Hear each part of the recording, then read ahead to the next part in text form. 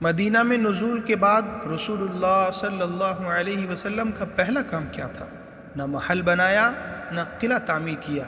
سب سے پہلے آپ صلی اللہ علیہ وسلم نے مسجد بنائی، ایسی مسجد جو صرف نماز کے لیے نہیں بلکہ ایک یونیورسٹی، پارلیمنٹ، عدالت اور ریاست کا مرکز تھی۔ یہی ہے مسجد نبوی کی پہلی تعمیر کی کہانی۔ رسول اللہ صلی اللہ علیہ وسلم نے مسجد کے لیے وہی جگہ منتخب کی جہاں آپ کی اونٹنی بیٹھی تھی۔ زمین 2 یتیم بچوں کی ملکیت تھی۔ آپ صلی اللہ علیہ وسلم نے قیمت دے کر خریدی۔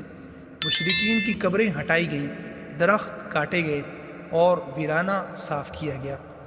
بنیاد تقریباً 3 ہاتھ گہری اور دیواریں کچی اینٹ اور گارے کی، ستون کھجور کے تنوں کے، چھت کھجور کی شاخوں اور پتوں کی، فرش ریت اور کنکریاں، دروازے 3، قبلہ اس وقت بیت المقدس کی طرف۔ آپ صلی اللہ علیہ وسلم خود اینٹ اور پتھر اٹھاتے، صحابہ رضی اللہ عنہ اجمعین کے ساتھ محنت میں شریک ہوتے۔ مسجد کے ساتھ حجرے بھی تعمیر ہوئے جہاں ازواج مطہرات رضی اللہ تعالی عنہن رہتی تھیں۔ نماز کا مرکز، دینی تعلیمات کا مدرسہ یعنی یونیورسٹی، مہاجرین اور فقراء کا مسکن، صفا کے لوگ، شورا اور انتظامیہ کی مجلس یعنی پارلیمنٹ، سیاسی اور عسکری فیصلوں کا مرکز، یہ مسجد نبوی کی جہت اور حیثیت۔ اسلام کی شناخت اور وحدانیت کا اعلان۔ حضرت عبداللہ بن زید رضی اللہ تعالیٰ عنہ نے خواب میں اذان دیکھی۔ حضرت عمر رضی اللہ تعالیٰ عنہ نے بھی یہی خواب دیکھا۔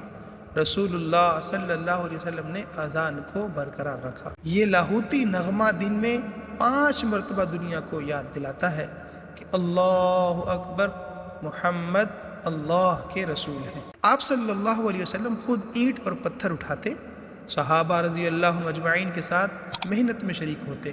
مسجد کے ساتھ حجرے بھی تعمیر ہوئے جہاں ازواج مطہرات رضی اللہ تعالی عنہن رہتی تھیں۔